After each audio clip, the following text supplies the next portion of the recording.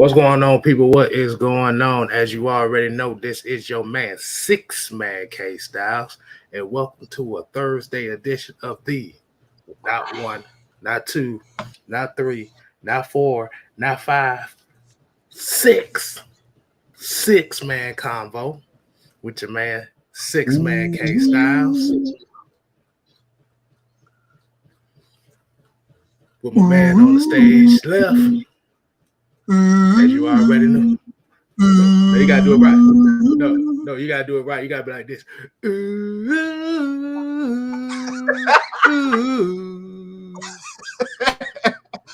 Got the homie on the left over here, Mr. Mad Mike Sports, aka the Mad Scientist. And before we start this show, I got one thing to say. I gotta do this right. We ready. We ready. We ready for y'all. We ready. We ready. We ready for y'all. Rest in peace, Archie Eversole. That story is fucked up, bro. I don't even know what to say about that. Oh man, that's so screwed up. Yeah, man. That's it. You think you think the people closest to you got your back, boy. That ain't always the case. But before we go ahead and start this show, you know what we gotta do for him, Mike. You know we gotta hit him with that.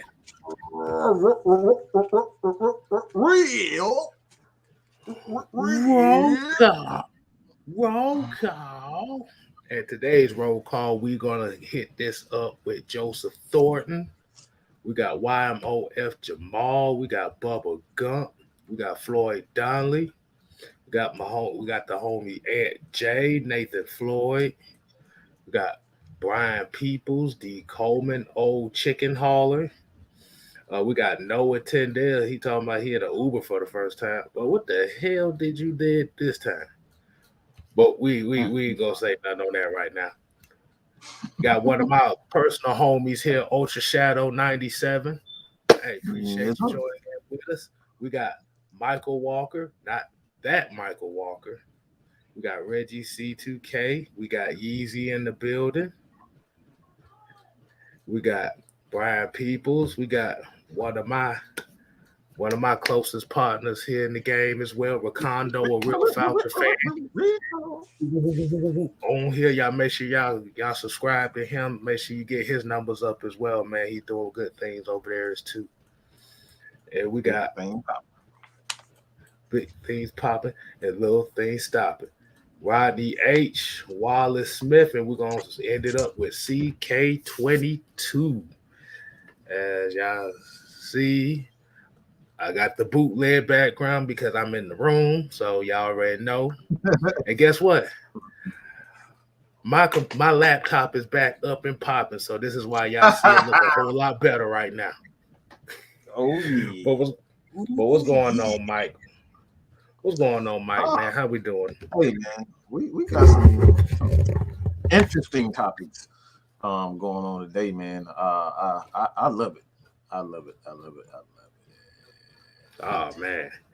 So if y'all don't know what tonight's topic is going to be, we are going to be talking about the Falcons running back situation and also running back prospects. So, damn it, I thought I put it in here. So, while I'm doing that, Mike, you want to go ahead and give your thoughts on as far as the potential of running back being drafted here this year?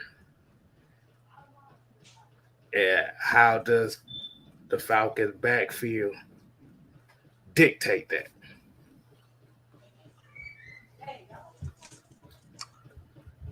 Hmm.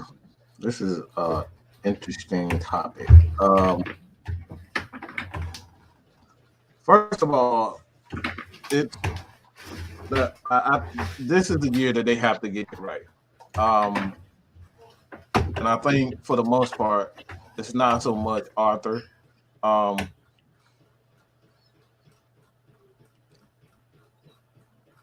these guys, they have to seize the opportunity. We can talk about coaches all we want. We need to draft this guy and draft that guy. But oftentimes, even when you draft a guy, sometimes these guys just don't step up to the plate. For whatever reason, I guess Mike Davis kind of came by. He felt sorry that he didn't get the job done as far as like coming home and the expectations that he had for himself and quite frankly myself. I had high hopes for him, but he didn't get it done. This year, I don't want to hear that shit. I don't want to hear it. I don't want an excuse. I don't care what you tried to do. I need you to do, and that goes for Quadree Ollison. I don't want to see Cordarrelle Patterson in the backfield as much as I've seen him.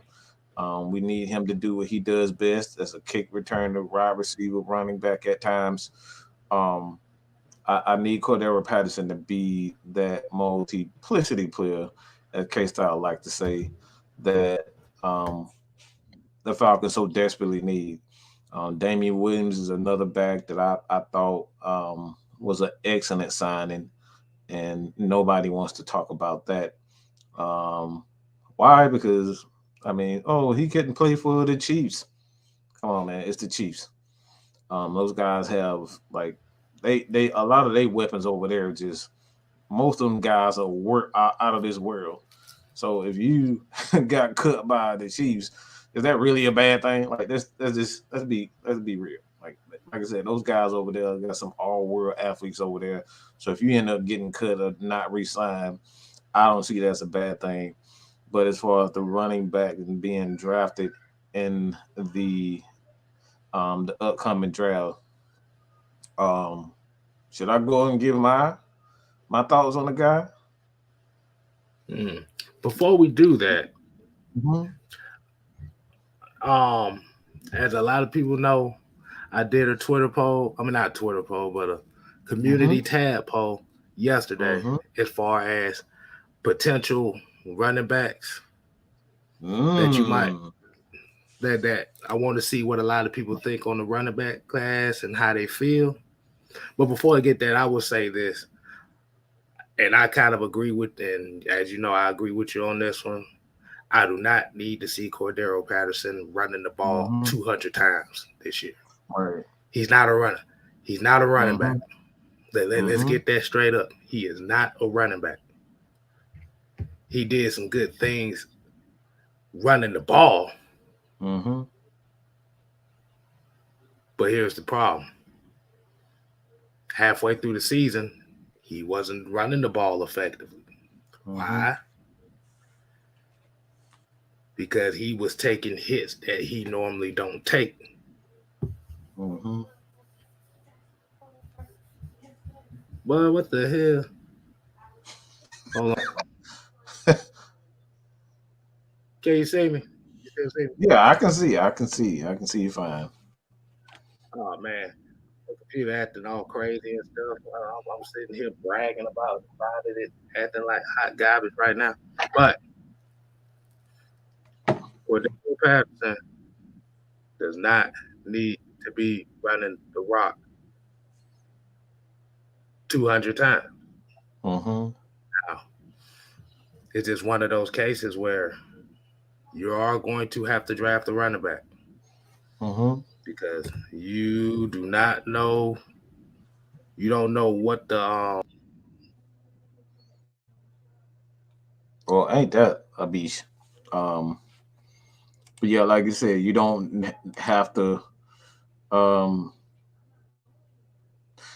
I wouldn't necessarily say you don't have to. Well, let me kind of go back a little bit. But I don't want to see Cordarrelle with that many touches because, like I said before, yeah, he's a guy that can do it. But you kind of saw towards the end of the year that Cordarrelle kind of lost a little bit of I guess a little bit of luster, a little he lost a little bit of impact of um that oomph, that extra oomph that was like he was still running well, but yeah, Cordero didn't, like you said, he just didn't have that extra oomph that we're so used to seeing him, and I think that's because, like you said, he's just not a linebacker, but he's not a running back, and he's not used to getting hit by those linebackers as much as he was last year. Right. Okay, so we back in the game. Mm-hmm. So let me go ahead and put this poll up. I put this poll up yesterday, Ooh. and it actually surprised me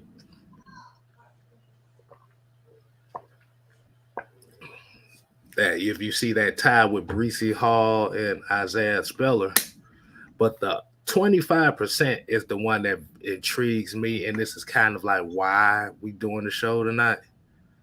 Mm-hmm. Um, this is why I wanted to ask you, Michael, is if you see this list, because these three are really like the top three names as far as the running backs in this year's draft.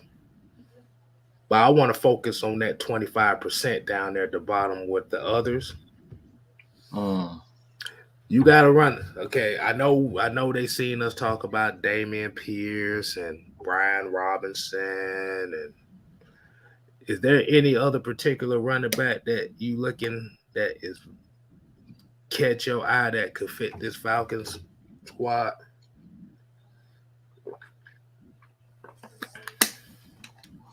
I mean, you guys know what I've been saying all year long. The guy that I think actually fits this scheme perfectly. Um, Again, those multiplicity players. But I'm gonna go to a guy that is an absolute. Um, when you talk about players that weren't supposed to be here, and I mean that literally and figuratively. I mean Zamir White, aka Zeus. Like this dude has been an absolute um just he's been a warrior, man. Like he's been through so if you don't know his story, Zeus, like he was born premature, like he's overcome just so many different obstacles. And when I look at a guy that towards the end of the year for Georgia, yeah, James Cook was doing his thing, but Zeus was an absolute animal going down the finish line for Georgia. Like he was a man possessed. He and James White were just they were a dynamic duo, and the way that the offensive line for the Atlanta Falcons is set up, they like to run the ball towards the left side. So if you know anything about Zeus, Zeus loves to run the ball towards the left side. Like he don't go nowhere else with the left side. He loves to run the ball to the left side. So for a number of reasons, he's just a tough son of a bitch, man. Like he is. Like just when you think this dude's career is over with, he just finds a way to get back. So it's like I know a lot of people talking about Brees, Spiller and all these guys, but man, like the more you try to put this man to sleep and put him down, you know, this dude finds a way to just get it done. Like I would not be upset if the Falcons found a way to bring him because he reminds me of a Mike Davis. He may not be as big, but that Zeus just that dude just has a heart. I want players with heart and got something to prove, man. And that dude got something to prove. Zeus got something to prove. I mean, the motherfucking name Zeus. That's like, come on, bro. His name is Zeus. Wait a second. Kratos. You dare defy Mount Olympus? Right, man. Away with you. Poseidon, Hades. Get up. Oh, man, I hate that. Oh, I ain't heard that in a minute. God dang, hey, man, I had got finished watching Clash of the Titans. Not the 2000 one, but the one that came out in the 80s. Right. Yeah. Oh man, that was funny to watch. Dope. Boy, that was some of the worst green screen I've ever seen in my life. Boy, that was hilarious, bro. But yeah, man. So you say Zeus. Yeah, because I'm about to say Zeus actually kind of intrigues me. Not because if you paid attention to what they did at the Bulldogs Pro Day, they actually had Zeus running routes, which intrigues me. Because from what I have seen, I haven't seen him run too many routes, but they just wanted to see where his balance would come in at. But I want to see what a lot of y'all say before I get to mine. Like I said, I see. Wait a minute. Let me go ahead and scroll up. I see Ray 50 say Jashawn Corbin from Florida State. Noah came in this one. Tyler, damn whole list. Damn, we said 8 back. He named like 15 backs. No, damn, we know you smart. Ghost Peppers came with Jerome Ford. I said good third down back, kind of like a little scatty. Got a little bit more power than I would have thought he would, but Rashad White. Oh, this one, like I said, this one's very interesting right here too, because he's kind of like that do it all yourself.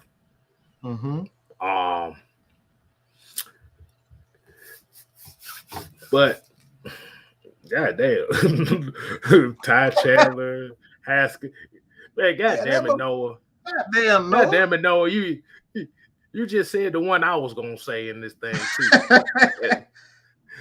and I was gonna say for me, I would say Quadree White because he reminds me so much of Tevin Coleman in the way he runs the ball. Cause if y'all, of course, y'all remember Tevin Coleman. He was kind of like one of those stride runners. He wasn't fast, but he's just one of those guys that can get up and go. And it's kind of like that straight up running style. So can't block worth a damn though. That's just that's the one aspect of his game I wouldn't like is he can't block worth a damn. But right. But that's what but Quadree White is one. You know what? I'm seeing on who? White. Okay. I just didn't know how to pronounce his name. It's a good one. Quadree. Yeah, he's one of the ones that he's one of the late ones I've seen. And I seen it, I was like, okay, and I just saw nothing but Tevin Coleman. I was like, damn, he is a good complimentary back. Kieran Williams is another one. He's one that really intrigues me because he's small as hell, but he's the Steve Smith of running backs. Let's just say that. He's small, but he plays big. Attitude, man. Attitude. That's how it go. Hey, look, we got Carrie in here. She came in to join us. How you doing? Oh, don't you know no good?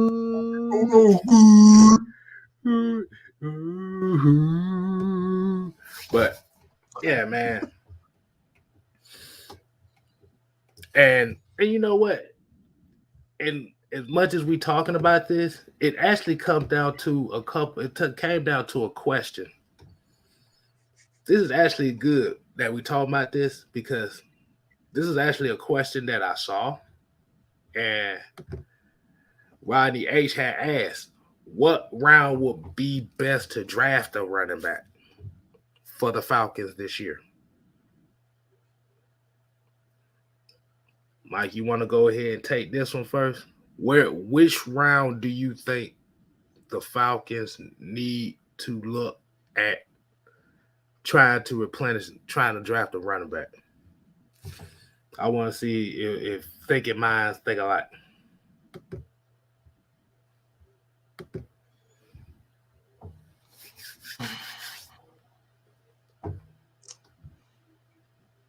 You know how I am. I don't like looking stupid. So my natural inclination is to say I'm not gonna make any predictions. But what I said earlier is fuck that. It's a new era.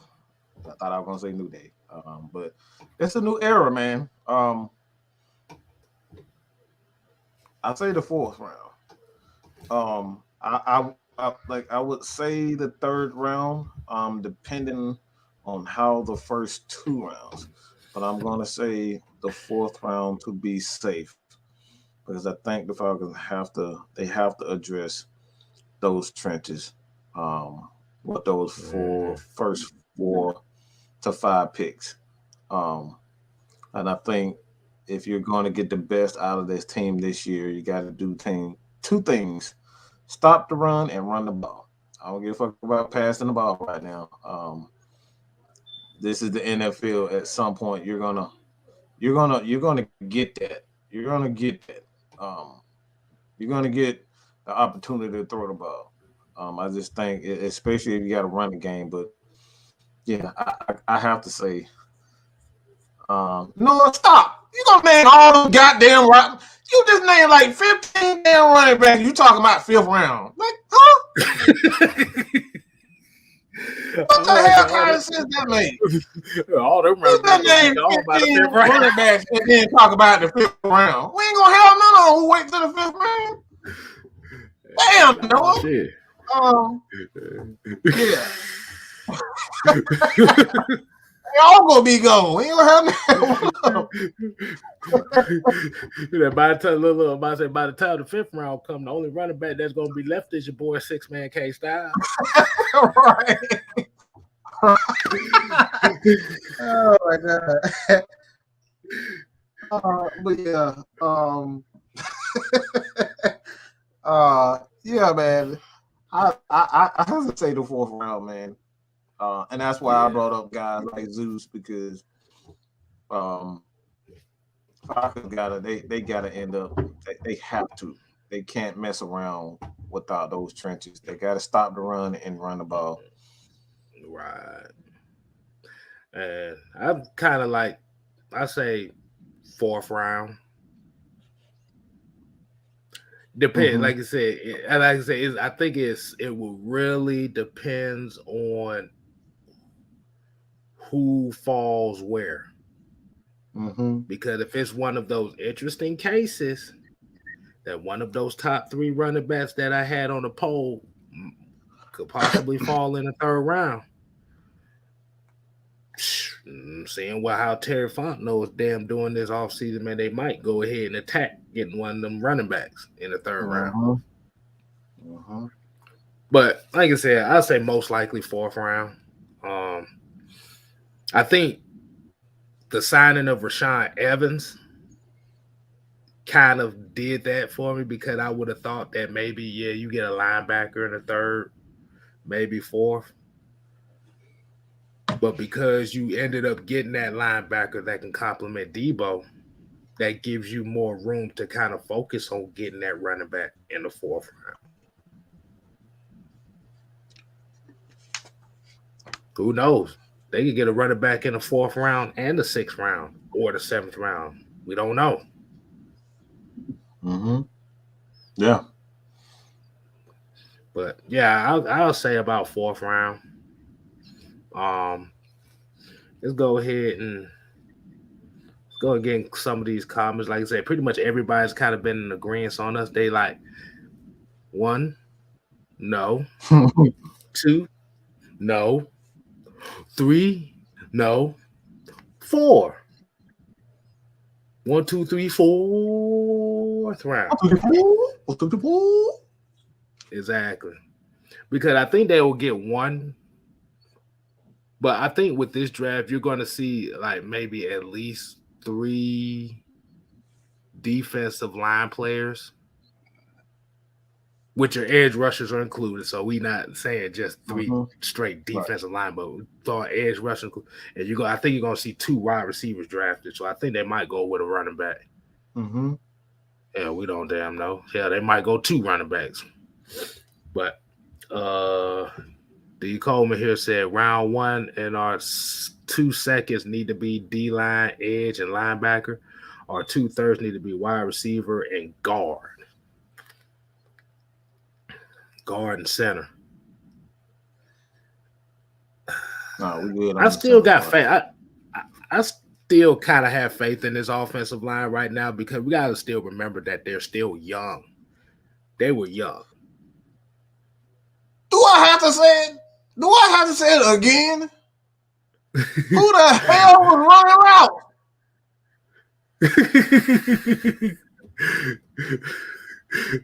I mean, who was that on ESPN? Who said that? Who that was? Who the hell was out there running around for Matt Ryan? Shit. Kyle Pitts. Because it wasn't Mr. 18. Kyle Pitts, Parker Hesse, Lee Smith, me, Arthur Smith, Dean Pease, Mad Mike. Right. Hey, come on, like we can't punish the deep offensive line when we literally got like fourth and fifth string receivers out there running routes. Like these dudes can barely get off the jam, but we up here expecting the offensive line to be like I said, these guys have sometimes they had like 15 seconds. Like they're probably a little bit but it seemed like they was running for like 15 seconds. They still couldn't get open.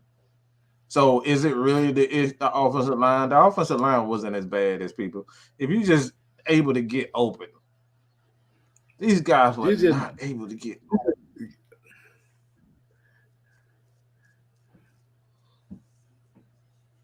I mean, y'all seen it last year, bro. It was like you trying to bench press 700 pounds and it's your first time at the gym. That shit wasn't going anywhere. Nowhere. Nowhere. You had to take Cialis to try to get open. Let's just say that. But Rise up here said just draft all the UGA players. Now you know damn well all the UGA players gonna be gone by round 2. Come on, bro. Come on, everybody gonna be good. Everybody, you better hope to get at least one or two. You might get 2 of them. You might lucky only get one of them. Mm-hmm. All them UGA players, yeah, they gonna be gone. I say the latest, maybe mid-3rd round. Outside of the ones that didn't get no playing time, that's just there just because they want to get in the NFL. You might get all of those. But let's see. I saw another comment here that was very, very interesting to me too.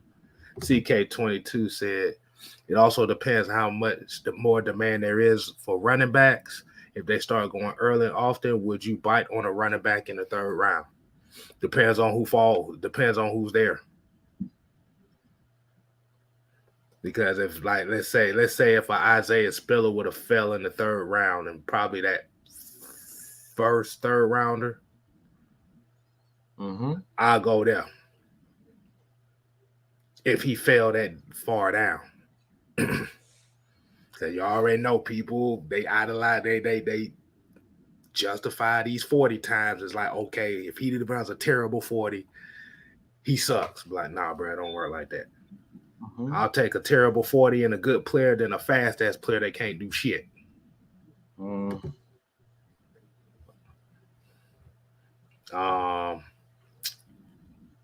Let's see. Here goes South. Hold on. God damn it. Y'all killing me. Southside here, he kind of in agreement with you. He said poor receivers, and it's they fault either at times they just couldn't do it. Right, just couldn't do it is putting it mildly. Some of them couldn't even get off line of scrimmage. Okay, so they didn't have the opportunity. They didn't have an opportunity to even damn run a route. They couldn't even get off the first step. I've literally seen several games like that where they not even moving, bro. Hey, I about to say, if you wanted to know how it felt, stand in front of a wall. This is your homework. Stand in front of a wall and try to run through it. Right. Right. It was bad. It was bad, bro.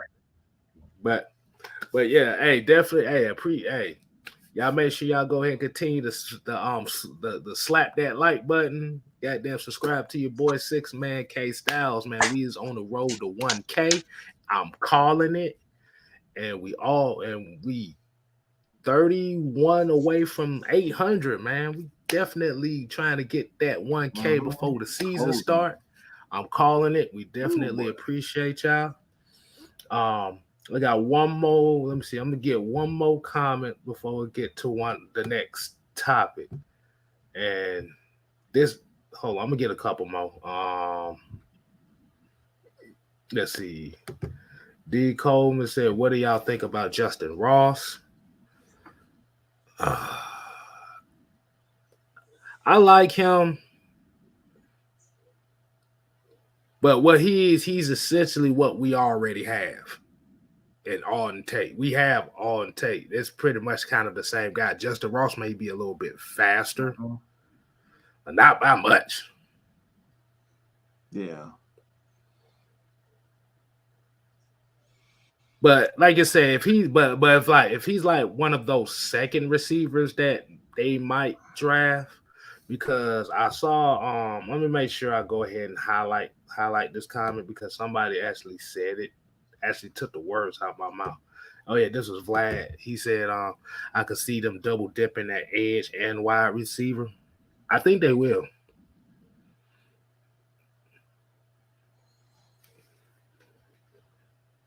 But it's consistency issues with Justin Ross that kind of worries a lot of people because and you can kind of say that trash ass quarterback play at Clemson kind of did him in.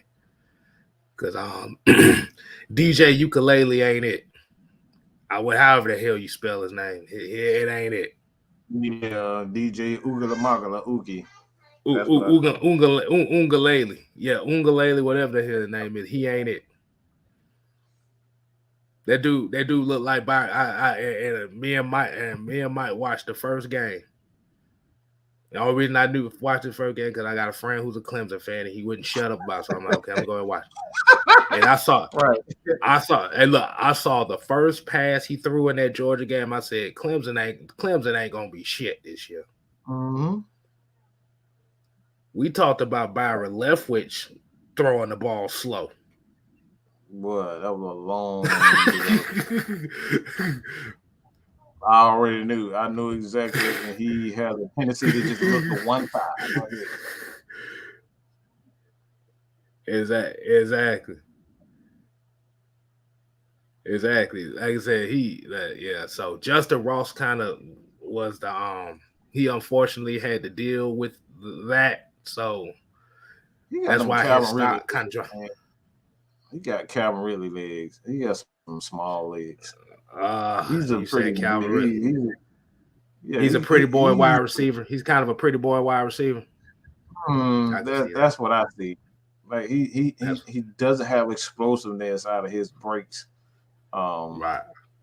got a good speed, but I don't like the fact that, like I said, we already got receivers like that on this roster, so I wouldn't see the need to get him. Because hell, we got about 15 receivers already. So Right. the only receiver that I would touch out here, like I said, I said it before. There's only two receivers that I'm looking for. That's James Williams and George Pickens. That's it. If it ain't those two, I don't want it. Mm. I'm glad you said that because this is actually going to lead right into the next segment. Mm. This is sick. This is going to be the 6-man draft prospect portion of the show. Wow. And as y'all already know, me, Mad Mike Sports, and Utah Sports doing the draft prospect thing. And if you go under Mad Mike's channel, you see all that combined into one as well. Mm-hmm. And today's draft prospect, it actually is a receiver, which you looking like a receiver. Now let me set this up right. What if I told you?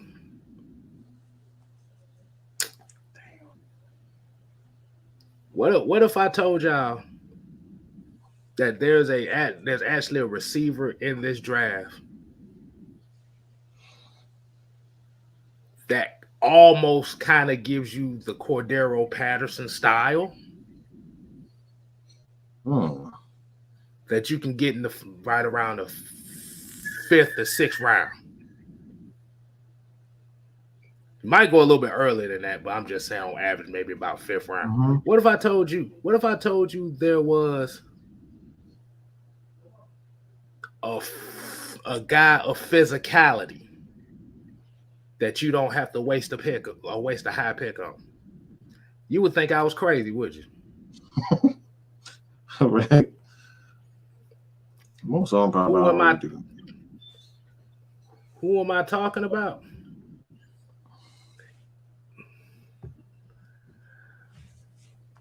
You see the name on the squizzine.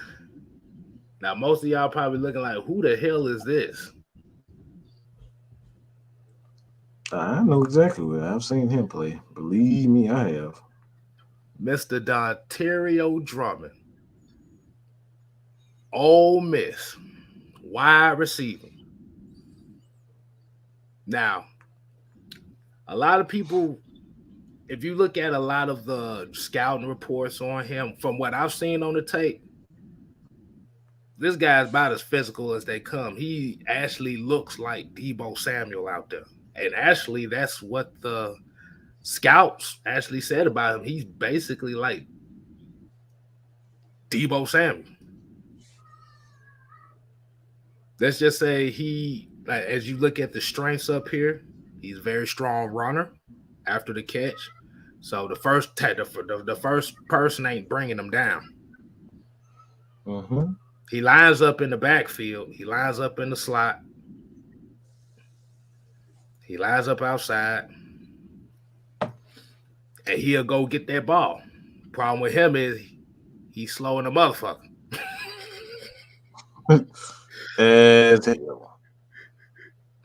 He's slow.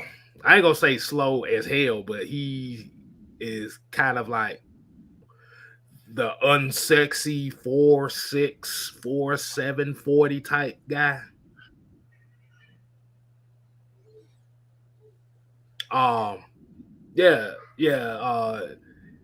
He's one of those guys where here's one of his other issues too.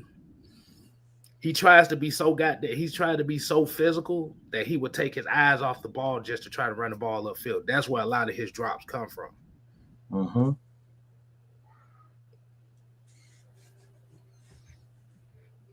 But hold on, let me go ahead and take this off right quick. But from what you see on the tape, you see the physicality, and that's the thing that really intrigued me about him. You will see that physicality, and like I said, you will see him when the ball is thrown. He's going to get the ball. You don't really see him too much letting the ball hit him. You see him go and get it. And I think that's one of those wide receivers. Like it say if they do go with a wide receiver in the later round, I could see Arthur Smith kind of taking a chance with a guy like this because he's a versatility player too. You can run him at running back at times if you need to. You can run them out them swings and out routes out the backfield. Cooper Cup was slow. Mike Marquise, what you smoking again? uh, I think Cooper Cup ran like a 4.5 or 4.6. Well, however the hell, bro, I'm gonna tell y'all right now. I don't give a damn how slow you think a wide receiver is. And one thing about Ontario Drummond too, he runs crisp routes. He ain't fast, but he run them slants and he run them digs pretty good.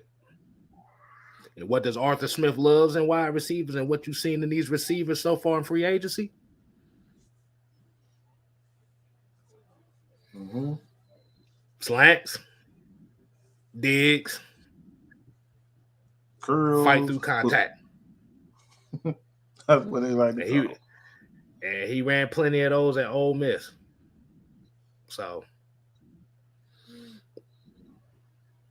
I didn't want y'all to pay attention to that name. That name, just to give y'all something to look at.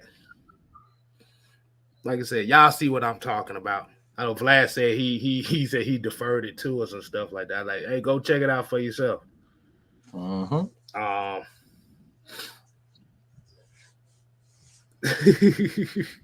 Hold on. Reggie C2, he said Drummond can be a draft steal. Yeah, it's just gonna be depending on what team he gets drafted to. Like you said, and Mike pointed it out that Arthur Smith wants to run those RPOs a lot more this year. And down in Ole Miss, they run a whole lot of RPO. So he's kind of used to that terminology. That could play a part in it too. Who knows? Floyd, if he had said game speed, that matters. Yes. Hines Ward wasn't the fastest receiver on the damn field. Anquan Bolden wasn't the fastest receiver.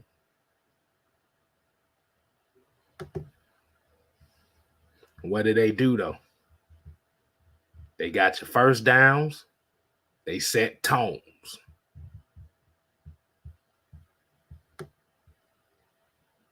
This was Matt Corral's number one receiver.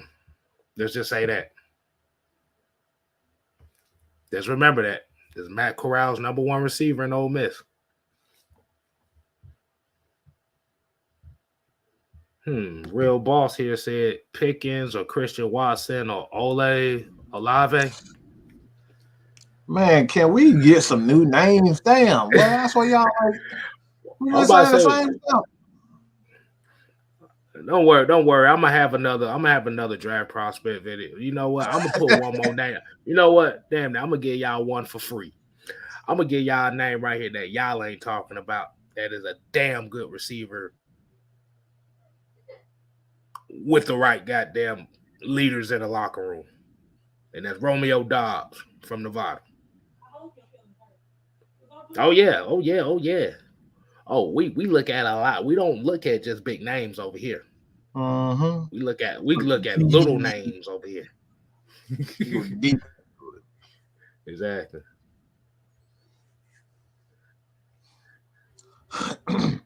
Yeah, because the thing is, we have to get out the mindset of just thinking, okay, Drake London, Traylon Burks, George Pickens, Christian Watson, Chris Olave, Jameson. I like shit. By the time we get a receiver, yeah, they all gonna be damn gone. So who's gonna be your next one? Alec Pierce. You think Alec Pierce? They like to say Alec Pierce. Don't know. Khalil Shakur. I've been hearing about Sky Moore here lately. That motherfucker look like my cousin. I don't know what the hell that motherfucker. But but yeah, we have to start looking at these unknown guys because these are usually the guys that usually be the ones that make them impacts in the NFL. Mm-hmm. Like everybody talk about linebackers with N'Kobe Dean, Devin Lloyd, Leo Chanel, Quay Walker. Hell, you might have a Troy Anderson out here that might be the damn thing. And shouts out to Jew Talk Sports in the building. We gave you your birthday shout out on Monday. We're going to give you a belated shout out again. That is 1/3 of the heavy hits. Oh my! Oh, nigga, we ain't doing no singing. No, hold on, wait a minute.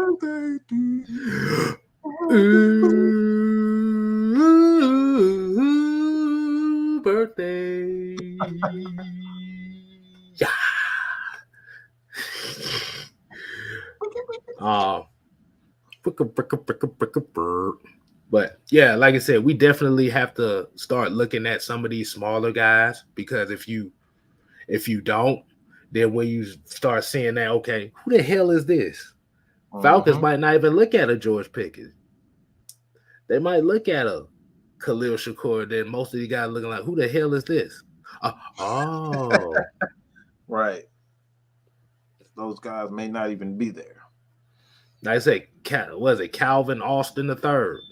I hope I said that right. Like he said, like these are like, and that goes with all positions. These are like guys right here that can be impact players. You never know. So you got somebody, you got somebody you wanna give out there that you might throw in their Yeah, head. I do.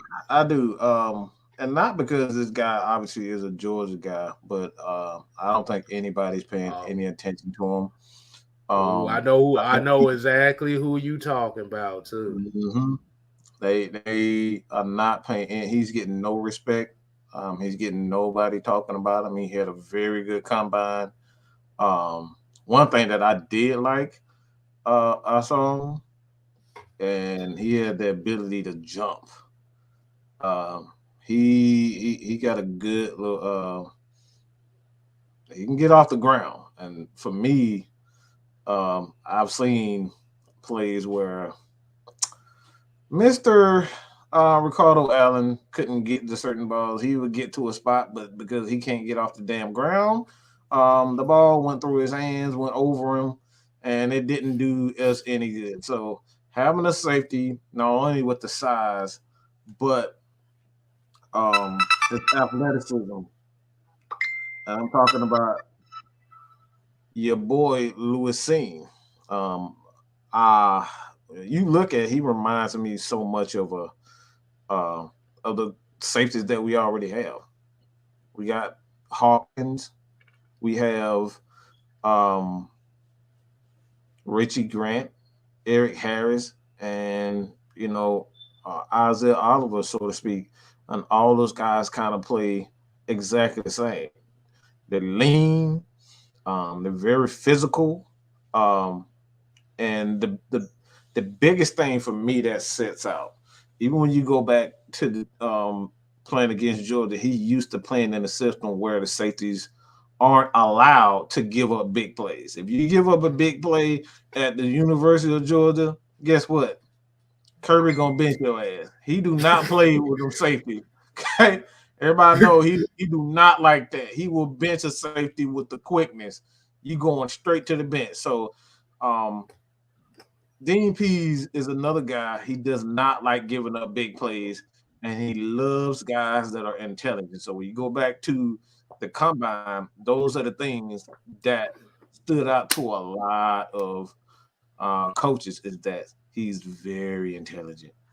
And in the NFL, if you have the athleticism to go with, the brains, um, that's already a huge sign because let's be honest, Ricardo had the brain, but the body was a little bit lacking. And that's putting it mildly. The dude was bad. He wasn't 5'10", that. But he had brains, but he couldn't get the thing. So I think Scene is one of those guys that if the Falcons were to look at him, I think he would be an absolute steal. So let me ask you a question on that. Mm-hmm. How do you think the draft would change if they would have pulled something like that? Cause Scene definitely will be that early to mid second round pick.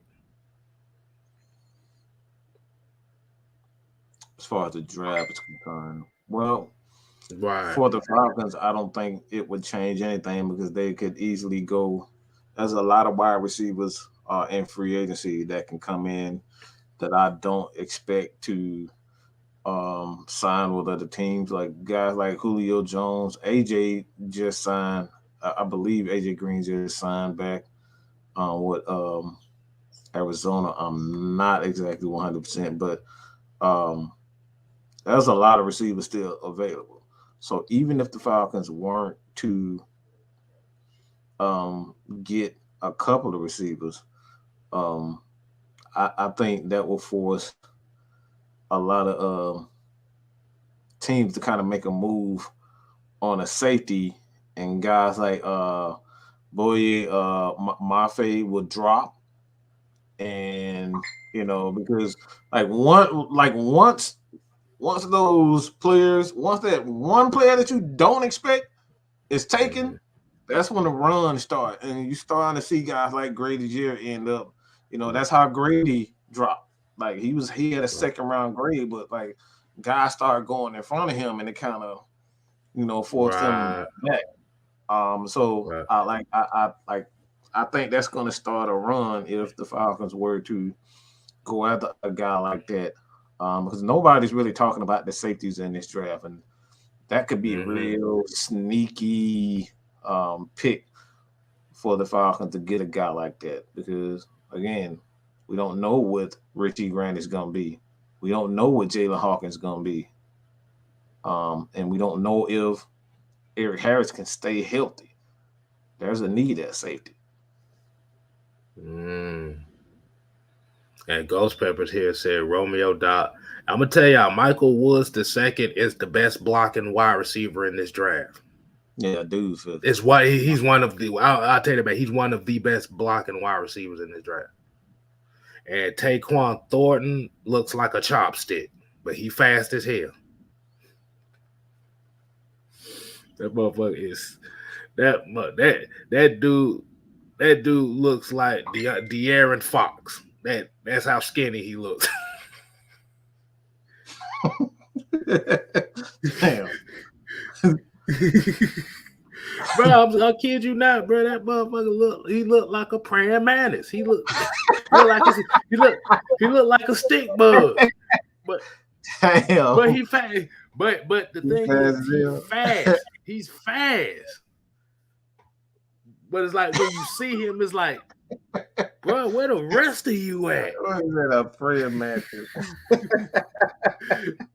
I always use that for folks that like really, really skinny. Like, well, you built like a praying mantis, boy. Damn. But that is that segment right there.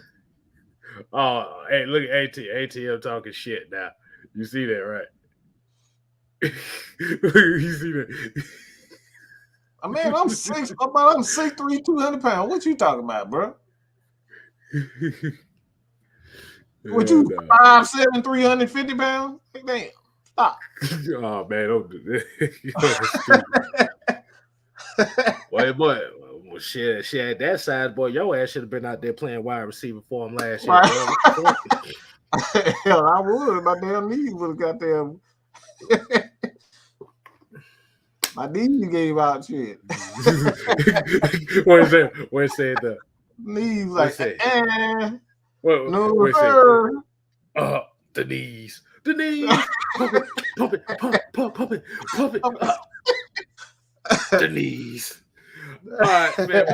We're gonna switch the subject here. We got a couple more topics. We got about Let me see, about 6. Got about 20 more minutes and 2 more topics here. Let's talk about the Hawks and that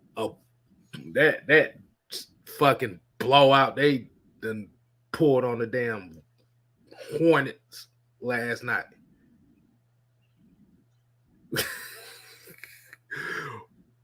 Bruh. Yeah. All I gotta say is that third quarter was like, what? That third quarter was like, damn.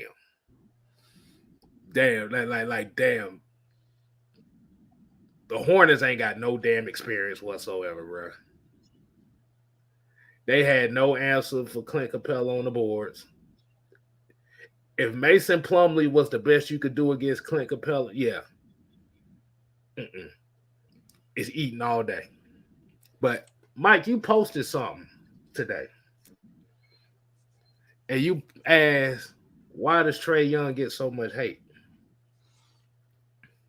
I'm going to answer that for you right now. That's a little cocky. He cocky. He an asshole. He mean as hell. He knows nobody likes him, and he embraces it. That's why nobody likes him. So what you just described, he's Kobe, he's Michael Jordan. That's what you just described. Oh, Michael Jordan used to beat up people on the court. Him and Kobe used to beat up people. So let's just keep it real. See, but the biggest difference with Trae does a lot of smiling. Those two didn't smile that much. He does a lot of smile. I take no, that's not true. That's not true. Kobe would laugh in your face. When you come talking jump, Michael Jordan was just like, he'll look at you crazy and then start laughing. That's not true at all. Jordan would literally laugh in your face and then say, okay, you really want to talk? All right. Then he would get Trae. He would bust your ass and be smiling the whole game. That's the only difference. He will bust your ass and be smiling at the ref. He'd be looking at the crowd and Trae just smiles a little bit longer than Kobe and Jordan. That's the only difference. But I'm sorry, boy. This game, I'm gonna tell you something, man. And I hate that I have to do this, man, because this is gonna make y'all laugh and it's gonna make me look bad. Bro, this looked like a Georgia Bulldog, Georgia Tech football game last night, boy. I was like, Lord have mercy. That third quarter was looking like. Wow. It was like it was like this. Look, Mike, it was like this. Get that shit down. Damn. But we coming back strong. We ain't worried about that. But Mike, what was the number one phrase I said last night during the first 2 quarters? What was the number one saying I was saying? When in doubt. Oh, when in doubt. Go to dollar. Look. This was the main phrase I said about that game last night. Cause damn, DeAndre Hunter wasn't hitting on shit. Trae wasn't hitting on shit neither. When they needed a bucket, Kevin Huerter didn't really hit on shit after the first quarter neither. When they needed buckets in that second quarter, who did they go to? Oh, reliable. They went to the motherfucker with the. Yeah, he was. They went to a mother who had the slowest fadeaway jump shot on the team. You can see it coming and still can't do nothing about it. You can see him slowly. Boy, that motherfucker, look, that motherfucker hit a slam. That motherfucker dunked the ball and was shot. Right. Right. That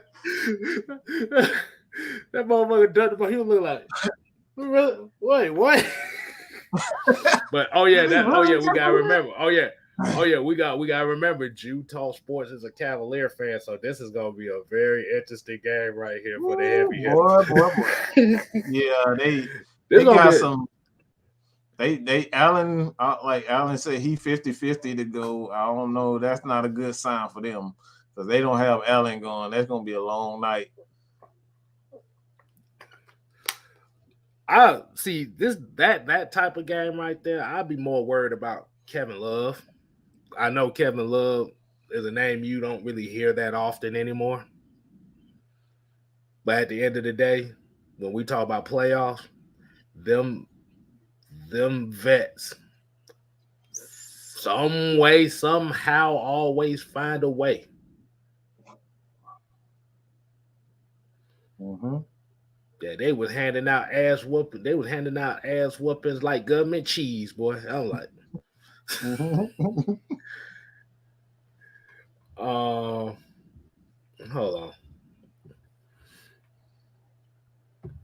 Hold on, I gotta answer this. Serious question. What players from Georgia Tech should we consider drafting? Hell, there's only one that I damn know in the draft. And that's Wanye Thomas. That's it. That's it. That's really it. There's an offensive lineman on there, but I know damn well he ain't finna get drafted. But that's actually was the first prospect video I did this year was Wanye Thomas. He's another safety. He's a safety that you can get in the 6th, 7th, or undrafted free agent. He ain't the best guy. But the one thing he does well, and he does well, he loves to play on the line of scrimmage. He loves to play at the line. He's basically Isaiah Oliver, but he's just ultra aggressive. Mm. You seen Brock Bowers burn the shit out of him in that game this year. Mm-hmm. Because Wanye Thomas is very physical and he likes to talk a lot of shit. Quez Jackson, they'll have to convert him to safety because he only like 215 pounds. Yeah, Quez Jackson, that linebacker. Yeah, they'll have to convert him to safety because you ain't finna have no 215-pound outside linebacker. I'm just gonna say that right now. Malachi Carter.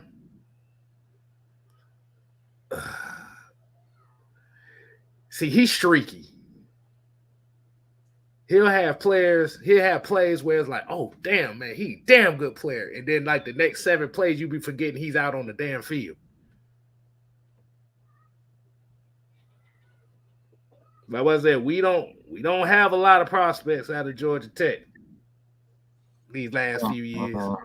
We used to have a couple of offensive linemen, but yeah. Yeah.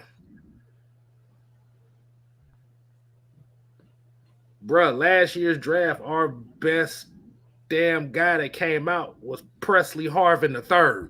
Just think about that for a second. Dude. Quez Jackson. He said Quez Jackson is his cousin, Norman Fitzgerald's cousin. Yeah, like I said, Quez Jackson's good. And the thing about Georgia Tech players is they ain't scared. They just ain't good. When it comes up against the big dogs, anyway. I mean, when Wanye Thomas is the second biggest player on your defense outside of your defensive line, there's a problem. When Wanye Thomas is actually bigger than your starting linebacking core, there's a problem. But the Hawks handing out ass whoopings. I don't know what the hell the damn Hornets was thinking, trying to do step back 3-point shots and stuff. We looking like, y'all really trying to give us the what? Give us the game. We'll take it. But DeAndre Hunter, he stepped up in this third quarter. He got his 16 points in the third. Like I said, Trey started picking it up a little bit more. It was like pretty much after that, it was like it was basically just Trey and DeAndre Hunter. Bitch, get out the way, bitch, get out the way, move, bitch. That's what it was. Right. There was nothing they could do at that point. All right. So we got one more topic. Is that all? Is that the thoughts you have for the Hawks game, or you want to go ahead and move on to this next I already topic? said that about Trey. Like I said, he's Jordan, he's Kobe, and right. Like I like anybody who hate Trey, I'm gonna look you right in the eyes right now. You's a fucking hypocrite. If you don't like Trey, you's a fucking hypocrite. Because we praise Kobe, we praise LeBron, we praise D Wade, we praise all these guys for being absolute mean assholes on the court. And then here we go, a guy because he light skinned, he got curly hair, he don't look like the Negro that you guys are so comfortable with. That's the reason why he hates you. Come on, man. Like, stop. Why you want to say you want to say he an asshole because he's smiling? LeBron James up here posing after every dunk that he do on a fast break, and you up here talking about he's smiling too much, huh? Like, come on, bro. What the fuck wrong with y'all? But I think it's more. I think with Trey, it's more so of that like that smile, like, yeah, I done got your ass. What you gonna do about it? Type smile. Like, you know he's like that. But that's what you want. It. But that's the thing. That's the thing. That's what you want. That's what that and people were saying. Trey, the whole Trey and Luka thing. With Trey, we needed that here. We needed somebody that was going to be an asshole. Mm-hmm. We needed somebody that was going to be like, okay, I'm 6 foot, 165 pounds. So what? You can't stop me. Mm-hmm. Yep. He's not the prototypical built basketball player at the time. This was kind of like the same hate Allen Iverson was getting for a while until Allen Iverson started dominating on their ass and you couldn't do nothing about it. Because Allen Iverson was not prototypical at his time too. It was the same way. 6 foot, 161 pounds, tattoo braids. Trey is Allen Iverson. The more I think about it, he's more like Allen Iverson with a better passing game. It ain't nothing you can do about it. He's home to have the athleticism, but when you look at the attitude, he is Allen Iverson. Mm-hmm. Like Allen know you couldn't stop him. All he gonna do is look. You know that crossovers come. You just didn't know exactly when it was gonna come. You know Trey is gonna cross you over. You just don't know if it's gonna be a nutmeg or he's just gonna dance with you, dance with you. He is Allen Iverson. What? Look, one has braids, another one looks like a used broom. Right. That head fucked. I'm not gonna lie, that head fucked up, bro. I'm not here gonna lie. Man, and he wants you to talk about his ass. Mm-hmm. But you say that's all you have to say on that? Yeah, that's all I gotta say. One more thing too. One more thing, and I want to make sure we definitely hit on this. Did y'all hear about Kyler Murray, the Kyler Murray situation?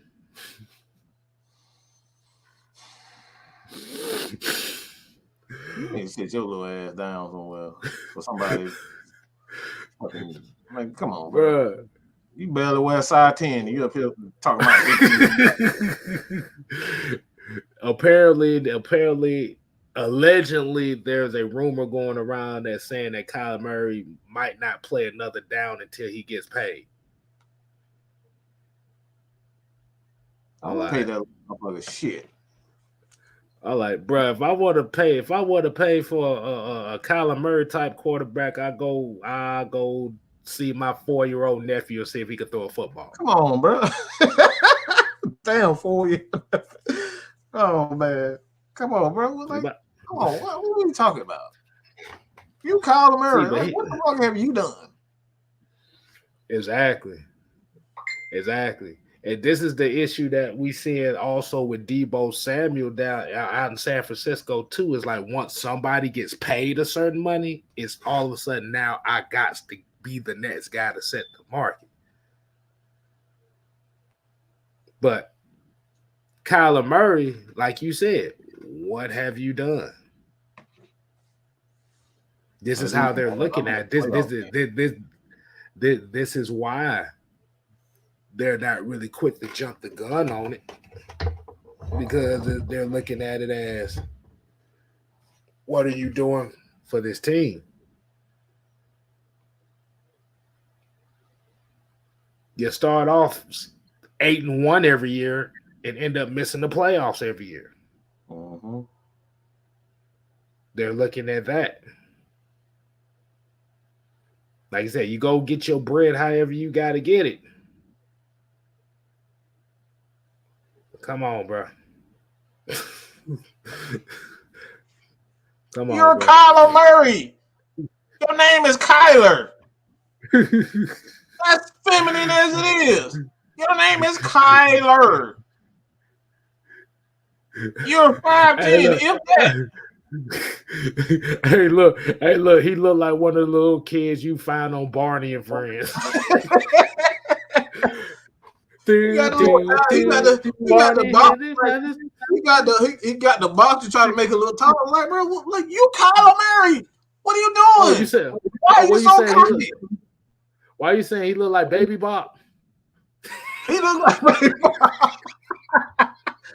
That motherfucker do look like Baby Bop. I ain't gonna lie. You do look like Baby Bop. You look just like Baby Bop. Baby Bop looking at you. You're up there talking about $50 million. ABCs and 1, 2, 3s and all of your friends. Look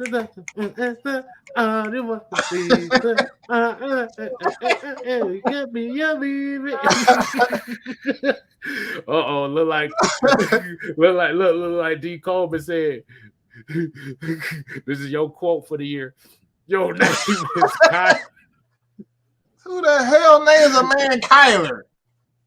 That's a damn woman name. What are you so cocky for? Hey, look, that's almost an offshoot of my daughter's name. You know what? Wow. Wow. Oh, man. You right. Wow. My daughter's name is... Wow. He wants that because what it is, and also, and I will say this, Deshaun Watson getting that guaranteed money is going to hurt a lot of these quarterbacks. Because Deshaun Watson is the market now. Think about that. A lot of stuff. They're going to have to reset the market as far as quarterbacks is concerned. Well, Jay, if your ass would have came earlier, you'd have seen we had the topic. Like I said, the show is almost over now. Like I said, you might have to go ahead and recap it. But we pretty much talked about running backs for the first 45 minutes of the video. So yes, we did talk about running backs. Lay off the hen dog, bro. we talk about everything, okay? Yeah. But yeah, Kyler Murray. And we're gonna hear the well, let's see if we can get the deal for Kyler Murray thing. I'm like, okay. We're gonna go down this road again. Really? I'd rather draft a quarterback in the first round and get another quarterback from somewhere else. If we need, well, hell, if you get a Kyler, in those 2 rounds. I'm telling you that right now.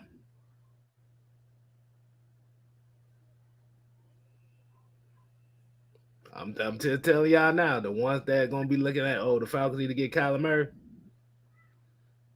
You get Kyler Murray. You ain't picking in the first 2 rounds this year. For about 3 years in a row.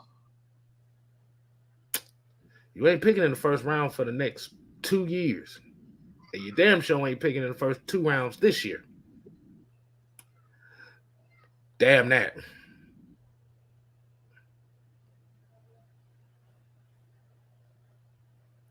All right, Jay. So he said, running backs we pick God damn it.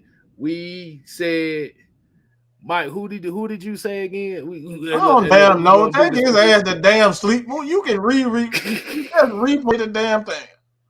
Good We God. go here and replay it, man. God. It's at the beginning of the show. We're gonna put Hell, some I don't time forgot. stamps on it. My dad forgot too. I ain't even gonna damn lie. How the hell I forgot? I ain't gonna lie. Shit, this has been a whole almost an hour and 30 minutes. I forgot. Cause he talking about Brian Robinson Jr. We've already said Brian Robinson Jr. for like the last month and a half. We've already said that. That's why y'all gotta go through our prospect list. Oh, this is K Styles. All right, damn, you don't know where you at, man. What's wrong with you? Boy, hold on. Let me drink some water right quick. Let me take a few, okay? Damn, maybe I'll sober up.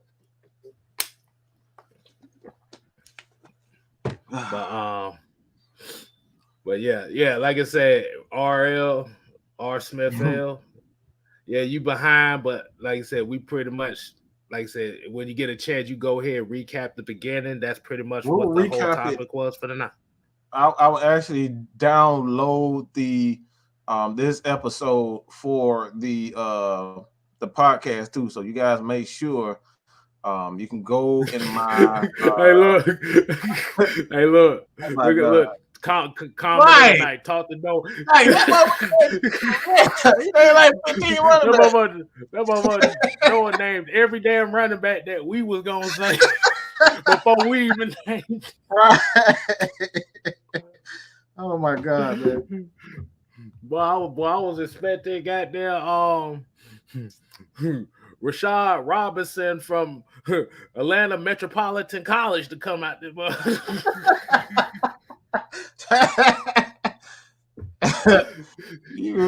Hey, he on IG, man.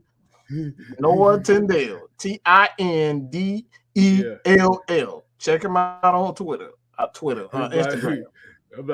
Like Jason died from UEI. Bruh. I'm saying, but we're gonna go ahead and close the show out for the night, man. As we always say, we're gonna give our final takes. Hold on. Answer this one last question. Do you guys plan on watching the USFL debut? Yes. Yes, I'm a football head, bro. Yes, I'm a football head, regardless of what league it is. Mm-hmm. I watched the lingerie football league too. Hey, we watch some of everything. Whatever. I'm not discriminating. Exactly. Because you have to remember back in the day. Yeah, we watching pillow fighting. Yeah, we was watching damn pillow fighting. Professional pillow fighting. Have y'all heard of that? Mm-hmm. Go look that up. Professional pillow fighting. We watch some of everything over here, man. Right. Exactly. And shouts out to Let's Get It GA. He just coming in here too. But yeah, USFL, yes. I'm definitely planning on watching it. I was watching the AAF when it came out. Mm-hmm. Too bad the damn NFL said fuck you to that league, and they didn't even have a damn play. They didn't even finish the season. Mm-hmm. Well, that messed up my nephew dad for that. Right. He was actually starting receiver for Atlanta. So yeah. Yeah. So we definitely plan on watching USFL. Because everybody don't realize that a lot of the stars in the 80s came from that league. Mm-hmm.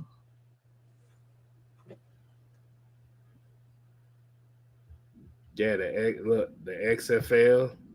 Well, the XFL was getting a lot of attention until COVID. Yes. Mm-hmm. So shoot, we watching all kinds of football around here. But Mike, you got any final words you want to say to the people? Yeah. This is actually a message to the players. I'm not happy about what I've seen from a lot of players. and these from star players. Um, we like to preach that owners like to do whatever they want to do to um, perhaps get the best of them or prevent from paying them, but all that is gone out the window. Let's just keep it real. Um,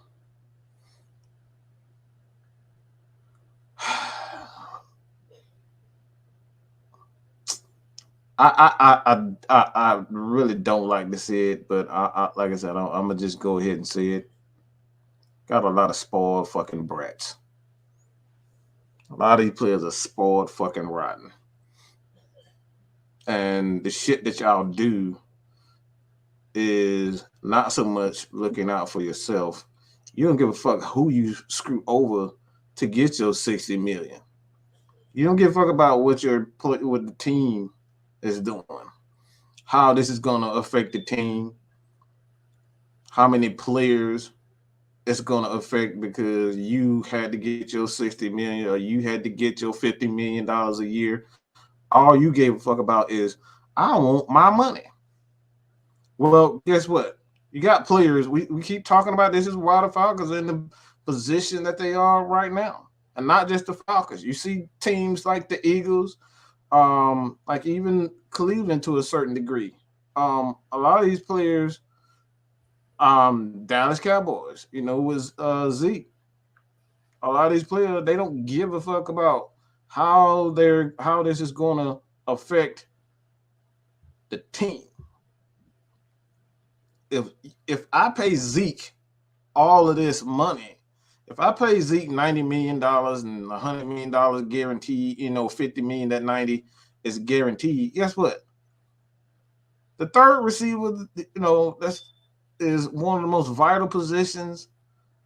The offensive lineman, the tight end, the backup players, the second and third corners, the safety that we so desperately need, the depth that we try to, get or have throughout the entire season. Guess what happens when, the superstars get their money? Those guys don't get paid. They have families too. So when we got guys like Kyler Murray, Julio Jones, pulling the stuff that they doing, pulling the stuff that they pull, because all they care about is I gotta get mine. What about your teammate? What about his family? You just took a couple of million out, like I said, you asking for the extra $5 million because you want to be the highest paid player in the league. Because let's keep it real, that's all ego. Every player want to be the highest paid player because they want to stroke their own ego. It happened to Julio, happened to Mike. We seen it with Kyler Murray. We seen it with Deshaun Watson. All they care about is stroking their ego. So when you're trying to stroke your ego, getting an extra $10 million guaranteed, guess what? The player that we desperately need to be that third down wide receiver that's going to help us get over the hump, that extra edge rusher, run defender, linebacker that we can't, like we're trying to keep, but we can't keep them because guess what? Julio won an extra $10 million. And not just, like I said, not just Julio. We see this around the league with a lot of players, a lot of these big time players. You're holding out for like an extra $10 million. So if we're going to say, let's get our money, think about your teammates. Think about the teammates. And that's all I got to say about that. I think you got a question right here. I guess you could sum this question up in about a couple minutes. He said, Mike, how do you feel about Thibodeau saying no coach can tell him anything? I'll tell you one thing. That comes out, he said that for real, for real. No wonder his stock is fucking plummeting. I mean, I can see that on the field anyway. Yeah. Yeah, he doesn't So give that don't 100% all surprise the me. time.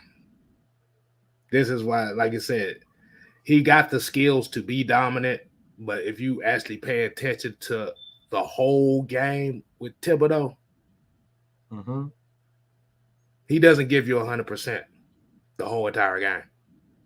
Mm-hmm. He'll give it to you in the pass rush, but in the run game, you don't see the same energy. Mm-hmm. So I can already see that. That doesn't surprise me whatsoever. I see it in his game. Right.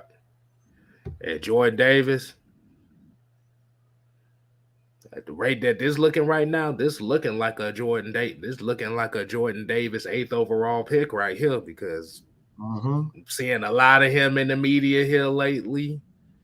Um, Mm-hmm. Seeing him around all these Atlanta sporting events, boy, he's making the case like Falcons Bruh, he get is. me. Please get. But him, that's the greatest. He would like Jordan Davis is exactly what Grady Jarrett needs next to him. We just gonna put it at that. But my final word for the night is, man, like I said, y'all just continue to support your boy 6 Man K Styles. Y'all definitely support. I always say this. I always appreciate everybody tuning in here. Like I said, y'all kicking it with us. Um, it's it's been a hell of a year so far. And we're starting to get a lot more traction. Not only me, not only Mike, not only Drew, Mm-hmm. not only Feli, but Atlanta Falcon Nation. All of us are starting to get a little bit more traction here because y'all are looking for that voice of Falcon fans that's gonna tell you exactly how we feel. No Mm-hmm. filters. We don't, like I said, we got our opinions. You ain't gotta like them. But the main reason why we give our opinions because we want the conversation. This is why we ask people, okay, you gonna come on, like I said, when we put the links on here, y'all gonna come on the show to voice your opinions.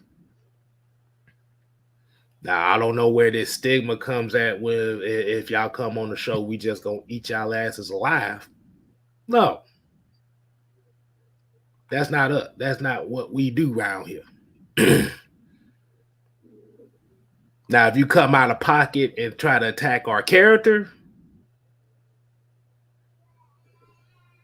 you get evil. You get evil styles over here. Y'all don't want that. Trust me, I Yeah, don't want that. no. You get evil styles and you get ranting like I get very personal when I'm a right. little bit upset. So, Just a little bit. like I said, and Spencer said, how do you feel about Garrett Wilson to replace Calvin Ridley? How do you replace Calvin Ridley with Calvin Ridley? Yeah, I'd rather have Calvin Ridley back because Nah, it's not even just like because I want experience at this point. Like it doesn't do us any good to go backwards, in my opinion. That's a backwards move. He's younger, but you know, like Calvin, I feel like Calvin Ridley has done a major damage to his reputation. So I don't think he'll be able to get that payday that he thinks he could. So I would rather keep Calvin Ridley. If they can get past those issues, I'd rather keep Calvin Ridley because he got experience. And at this point, you end up getting a quarterback, man. I'm getting like you already got experienced receiver right there. And then you getting a Kyle Pitts that continue to grow. Yeah, I'm keeping them. Hey, Coleman said, I've been sub for about a year. I ain't seen K Styles unleash his Titan yet. He didn't have to shit. I do it for him. I'm the one who I'm like, no, I get to it before he do. A lot of times I get into it before he do. I feel like I'm his bodyguard, but he's more my bodyguard than he's more my bodyguard than anything. See, the thing is, y'all gotta pay attention to the face. Mm-hmm. See, if you pay attention to the face, that's gonna tell you everything. See, but what happens is with this dude right here, this dude goes off real quick.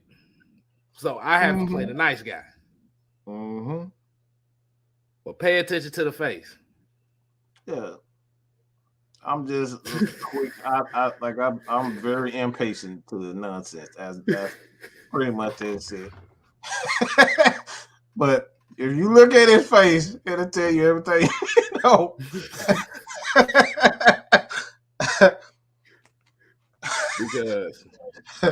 because the thing is, the thing that I learned here, I don't talk a lot of shit.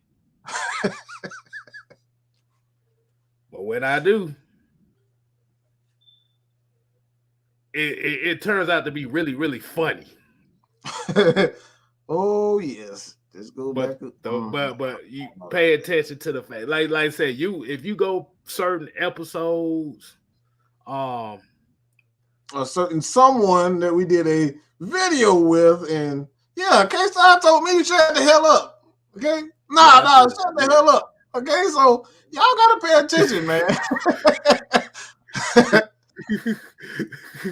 You gotta pay attention, man. Yeah. Him and I'm gonna say his name. Him and Eric Robinson got into it on the show, and I had to tell both of them to shut the hell up. If you watch the face.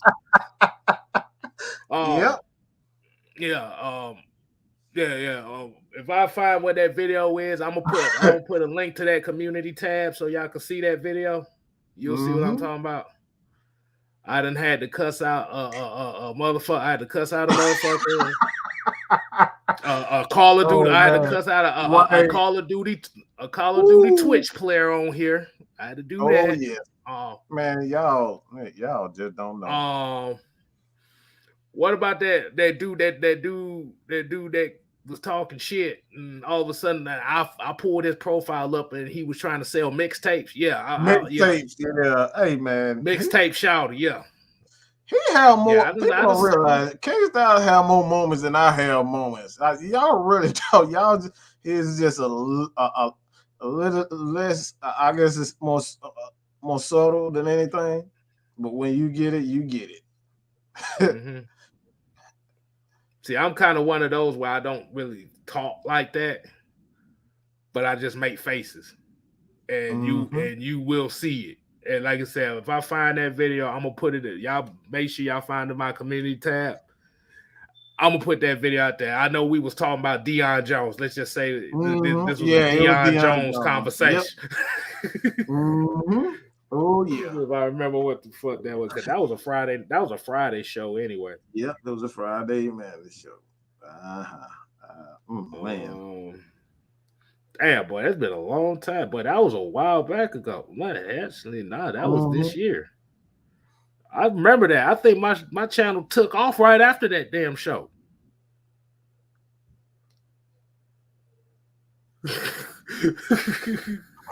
I didn't say that. I don't remember saying that.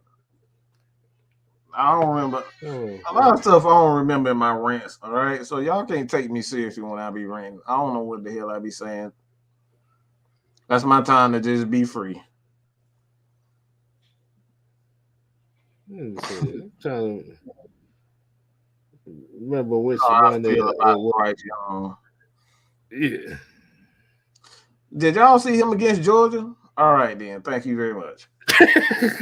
Well, goddamn. We literally just saw him play like ass in the championship game, and y'all up here talking about what I feel about Bryce Young. He played against a championship caliber team, NFL caliber team, excuse me, and he looked like absolute horseshit. And you up here asking me what I feel about drafting Bryce Young. he played against not like again. This is an NFL caliber defense, one of the greatest defense in college history, and y'all up here asking me what I feel about Bryce Young. Mm-hmm. Okay, so yeah, I found the episode already. Like I said, y'all make sure y'all tune into the community tab. I'll figure out where the timestamp is, and you see what the hell I'm talking about. But until next time, man, we definitely appreciate y'all. Y'all make sure y'all tune in for Friday Night Madness tomorrow. Subscribe.